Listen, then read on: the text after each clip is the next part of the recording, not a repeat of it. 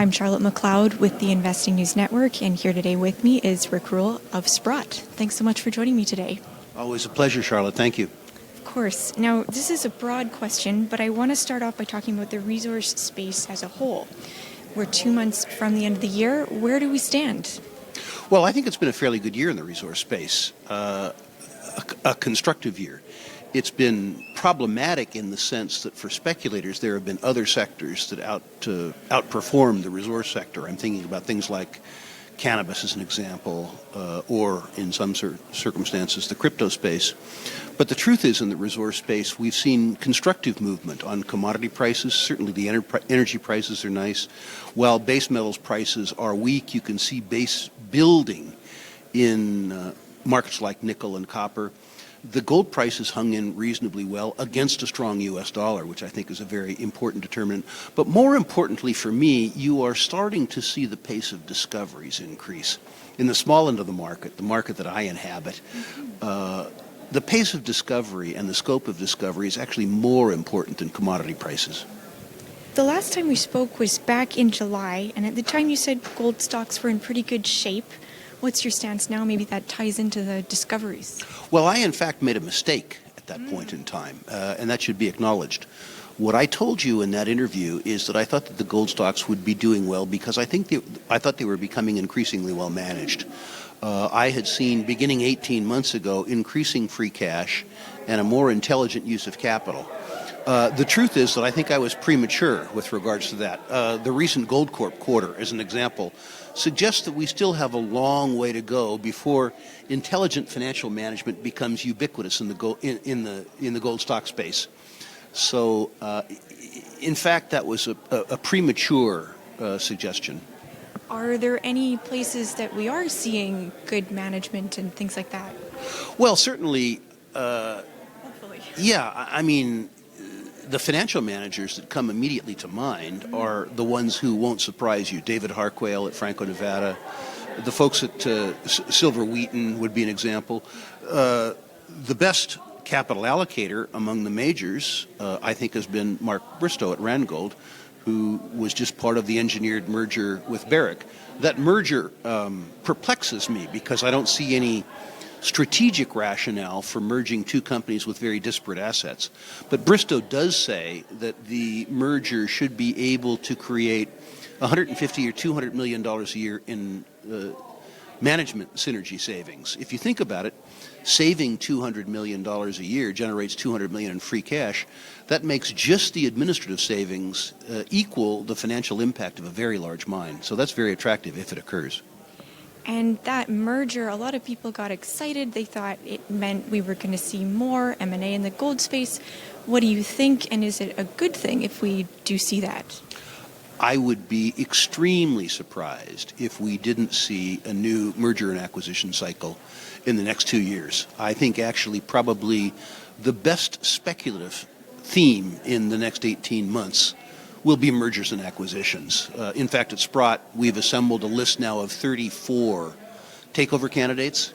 We're going to try and narrow that list to 10, or better yet, if we can, 7. Companies where we'd be happy to own them even if they weren't taken over, but we see them as being strategic to one or more potential acquirers. We see that as a very important investment theme in the mining business for the next year and a half. And the qualities of a takeover target, what would they be? I think you need a tier 1 or at least a strong tier 2 deposit. So you need 1 million ounces plus, as an example. You need to be in the best quartile in the industry in terms of cash cost. But importantly, the deposit has to offer operating synergy to the acquirer. The acquirer has to have an adjacent mine, or they have to have some way to use the newly acquired asset to add value either to it or something they have. Importantly, it's useful if the asset is desirable to more than one bidder. What works in a takeover is when you have an auction. It's tough to have an auction with one bidder. So we're looking for assets where more than one potential acquirer is present. Okay, now we're here at the New Orleans Investment Conference, and I've heard a lot of talk about an impending stock market crash and the potential for that to spark a gold rally. In your opinion, is that type of big crash something we should expect? Is it as dire as some people have suggested? It's seldom as dire as is suggested in New Orleans. I joke that the speakers here need a 12-step program called Apocalypse Anonymous, where you acknowledge that you have an apocalyptic mindset and ask God for help and forgiveness. But the truth is, in my life, I've been in financial markets for more than 40 years, it seems like every 10 or so years we run into some form of problem, some form of liquidity crunch. And also the general securities market, I think is beginning to be stretched in terms of valuation. That doesn't mean that if lower interest rates persist and costs of capital remain low, that this rally can't continue. A different question is, if we have a stock market crash, will it be good for gold? I would say no. My experience is that gold stocks are stocks. If you look as an example in the 1987 crash, when you were in diapers, the gold stocks held up for 24 hours. The 2000 crash, the gold stocks didn't hold up at all. The 2008 crash, the gold stocks didn't hold up at all.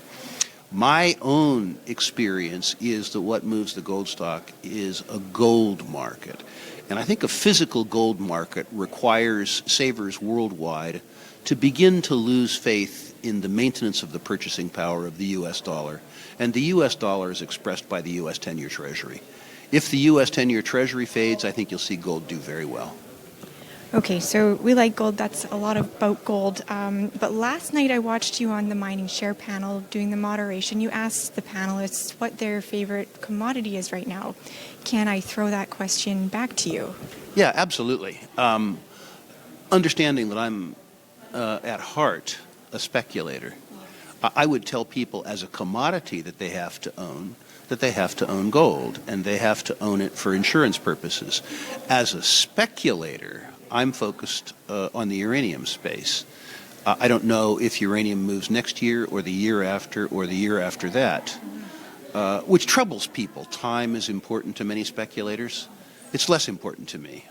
It's odd that as my time on Earth is shorter, I become more patient. But anyway, the last uranium bull market that we enjoyed was the most spectacular financial event of my career. And we're back in a situation where uranium is selling at a substantial discount to the cost to produce it, which means either that the uranium price goes up or the lights go out. That's how simple it is, looking 5 or 6 years out. My suspicion is that a well-chosen uranium portfolio, 5 or 6 or 7 juniors, good juniors, not the run-of-the-mill juniors, over 5 or 6 years will show truly spectacular gains. And what'll make it interesting, I think, Charlotte, is that the last bull market in uranium was so dramatic that the market participants have a memory. And when uranium begins to move this time, the fear of missing out on an event that was as dramatic as the last one was will cause billions of dollars to come into a market that can only handle hundreds of millions of dollars. And so I see the upside momentum in the stocks being undeservedly probably robust, which I love. On the flip side, are there any metals you think are overhyped right now that you're tired of hearing about? Yeah, the minor metals. As an example, lithium. Mm-hmm. I don't believe we have a lithium shortage. I think we have a shortage of lithium processing capacity, and I think that lithium demand rose faster than our ability to process the lithium reserves that we have now. If the vanadium market stays strong and they begin to develop the uranium resources in the Bushveld in South Africa, there's enough vanadium in South Africa to dampen or obliterate vanadium demand worldwide. It doesn't mean that we can't have a bull market in lithium for 2 or 3 years until they ramp up those supplies. But the idea that there's a severe shortage of lithium or vanadium or anything else like it is silly. The other thing that I think is silly is the part of the cobalt bull market that involves cobalt where there isn't any cobalt. Everybody wants to own cobalt, but nobody wants to own cobalt where it lives, which is in Russia and South Africa. Mm-hmm. Everybody wants politically secure cobalt. The problem is that there's no such thing. Cobalt Ontario is a wonderful name, but it has silver, not cobalt. Cobalt in Idaho in the United States is interesting, provided that you get it for free as a byproduct of platinum and palladium production. If you want to be in the cobalt business, you're in Congo, you're in Russia.